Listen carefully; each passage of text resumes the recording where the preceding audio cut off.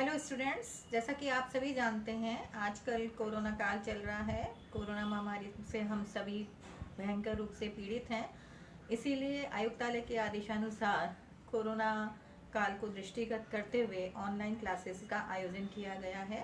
आप लोग एमए उत्तरार्ध के छात्र हैं।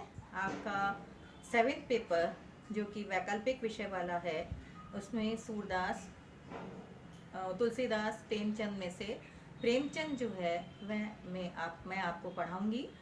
मेरा नाम डॉक्टर कंचना सक्सेना, सह आचार्य हिंदी विभागाध्यक्ष, आपको प्रेमचंद पढ़ाऊंगी। प्रेमचंद के विषय में आप बहुत कुछ जानते होंगे। जाना पहचाना नाम है। संसार में ही नहीं, संसार में एक जानी मानी हस्ती, विश्वविख्यात चेहरा, हम सभी से कोई भी उससे अछूता नहीं है। हम सब उसको भली भांति जानते हैं, उस चेहरे को।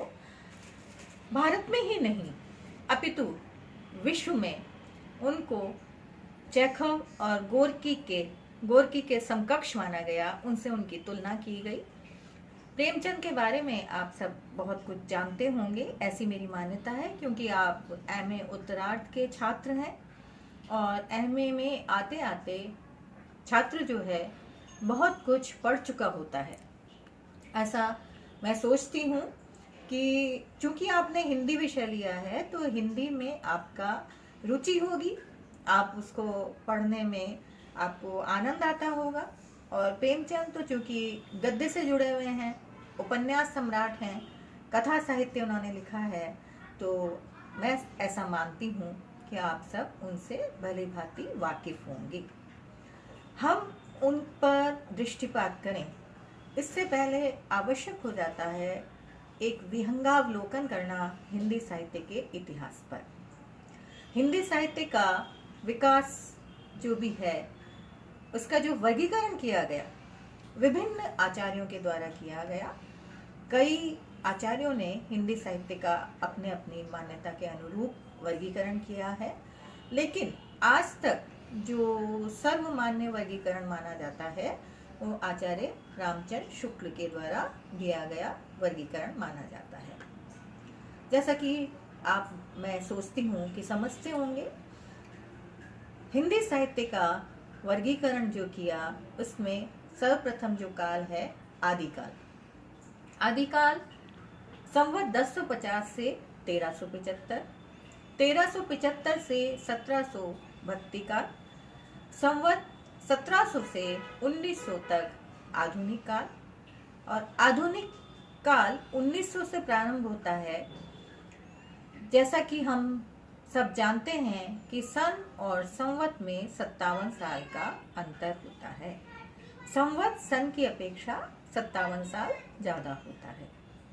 जब हम कहते हैं 1050 संवत तो ईस्वी सन क्या हो जाता है 993। तो इसी तरह से हम इसका आगे भी वर्गीकरण करते चलते हैं। इसके अनुसार हुआ आदिकाल ईस्वी सन 993 से 1318 आदिकाल, 1318 से 1643 भक्तिकाल, 1643 से 1843 तक रीतिकाल, और 1843 से लेके 1868 का जो 25 साल का समय है वो आधुनिक काल की पूर्व पीठिका के नाम से जाना जाता है। अब आप लोग प्रश्न करेंगे कि पूर्व पीठिका किसे कहते हैं। तो पूर्व पीठिका का अभिप्राय है कि इस काल में रीतिकालीन काव्य लेखन की धारा प्रमुख रूप से चल रही थी, प्रधानता उसी काव्य लेखन की थी, लेकिन क्षीण धारा आधुनिक गद्य काव्य लेखन की प्रारंभ हो गई थी। अतः इसे आधुनिक काल की पूर्व पीठिका के नाम से जाना जाता है। जब हम कहते हैं 1843 ईस्वी सन से 1868 आधुनिक काल की पूर्व पीठिका, उसके बाद आता है 1868 से 1893 भारतेंदु युग, 1893 ईस्वी सन से 1918 द्विवेदी युग, 1918 से 1936 छायावाद, और 1936 से 1943 प्रयोगवाद, 1943 से 1950 तक प्रगतिवाद, और इसी के बाद जो कविता प्रारंभ हुई उसको नई कविता का भी नाम दिया गया।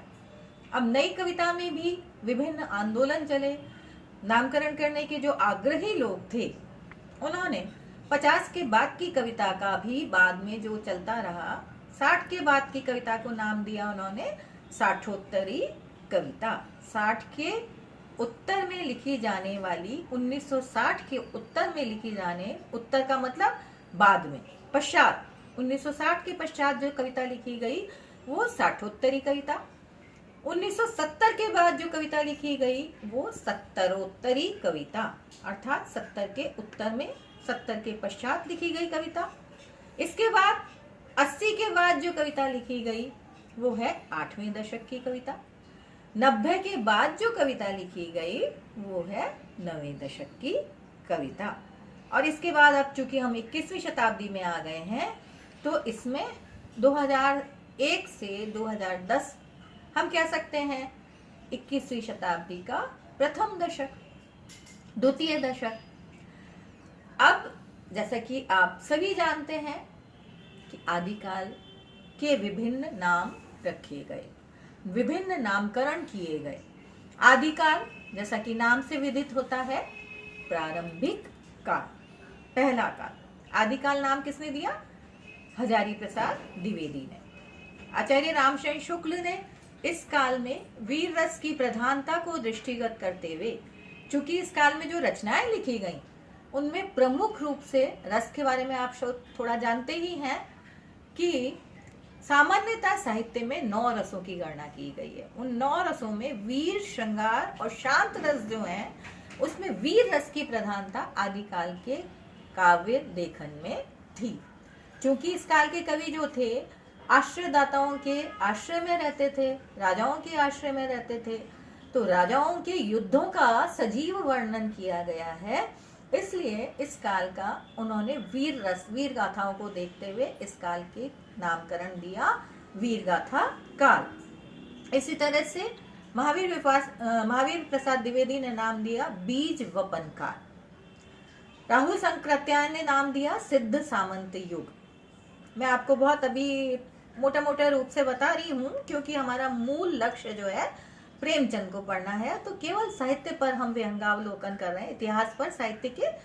इसके बाद है, आप जैसा कि जानते ही हैं कि आदिकाल में 13 रचनाएं प्रमाणिक मानी गई और बाद में उनको कुछ आचार्यों ने अर्थ प्रमाणिक भी सिद्ध कर दिया, अप्रमाणिक भी सिद्ध कर दिया। लेकिन ये सब किंवदंतियां हैं, उनमें कितनी सत्यता है, कौन सी है, ये निरंतर इसमें मतभेद चलते रहे हैं। इसके बाद आता है भक्ति काल। भक्ति काल जैसा कि नाम से विदित होता है 9 रसों के बाद एक 10वां रस माना गया था भक्ति और वात्सल्य, 11वां। तो भक्ति रस इस काल में ऐसा समय था, उस समय सब दीन दुखी थे, मुगल शासन था, अंग्रेजों ने हम पर बाद में आक्रमण कर दिया था, हमारा कुछ अपना था नहीं, आर्थिक रूप से हम विपन्न थे, राजनीतिक रूप से पराधीन थे, हमारी संप्रभुता नहीं थी, या देश विभाजित हो चुका था, टुकड़ों में बंट गया था, जगह जगह मतभेद और वैमनस्य का वातावरण था। ऐसे में भक्ति, ईश्वर को याद करना व्यक्ति मात्र का प्रमुख लक्ष्य हो गया था। तो भक्ति रस की प्रधानता थी, इसलिए इस काल को भक्ति काल कहते हैं। भक्ति काल में 2 प्रमुख धाराएं चली, सगुण और निर्गुण। सगुण अर्थात साकार ब्रह्म के उपासक और निर्गुण अर्थात निराकार ब्रह्म के उपासक। सगुण मार्गी में भी 2 धाराएं चली, राम भक्ति धारा और कृष्ण भक्ति धारा।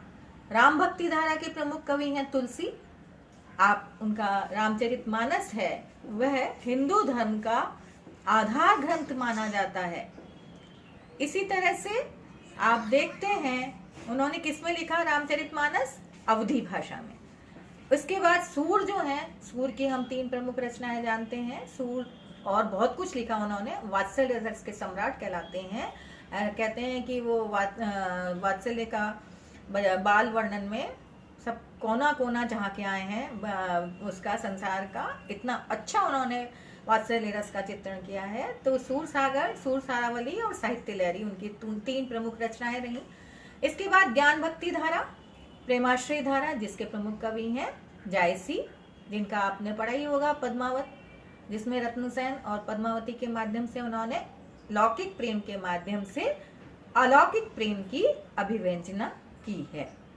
इसके बाद कबीर, निराकार कह रहे हैं ना, जैसे मैंने कहा कि निर्गुण ब्रह्म में भी दो चले, ज्ञान मार्गी और प्रेम मार्गी। तो प्रेम मार्गी की अतिरिक्त दूसरी धारा ज्ञान मार्गी। ज्ञान मार्गी के प्रमुख कवि हैं कबीर। कबीर को आपने पढ़ा होगा, उन्होंने समाज को फटकारा। समाज में जो व्याप्त विसंगतियां थी, आडंबर थे, ढकोसले थे, उनको दूर करने के लिए उन्होंने एक मुहिम चलाई और जाति पाति को दूर करने के लिए, विभिन्न सांप्रदायिकता को दूर करने के लिए उनका कहा था कि उन्होंने, आपने पढ़ा भी होगा कि पाहन पूजे हरि मिले तो मैं पूजू पहाड़, ताते ये चाकी भरी पीस कहाँ संसार। या वो कहते हैं कि है ना, काकर पाथर जोड़ के मस्जिद लई चुनाए, चाचड़ मुल्ला बाग दे क्या बहिरा हुआ खुदाए। इस तरह के बार बार के मूर्ते भेड़ न मैं खुंचाए, केसन कहा बिगाड़िया जो मुंडे 100 बार। तो इस तरह की जो उन्होंने लिखा, मूल लक्ष्य उनका क्या था कि व्यक्ति में जो व्याप्त विसंगतियां हैं, विडंबनाएं हैं, आडंबर हैं, ढकोसले हैं, उनको दूर करना, प्रदर्शन प्रवृत्ति को दूर करना उनका लक्ष्य था। इसके बाद आता है रीतिकाल। जैसा कि नाम से विदित होता है, रीति काव्य लेखन की प्रमुखता थी इस काल में।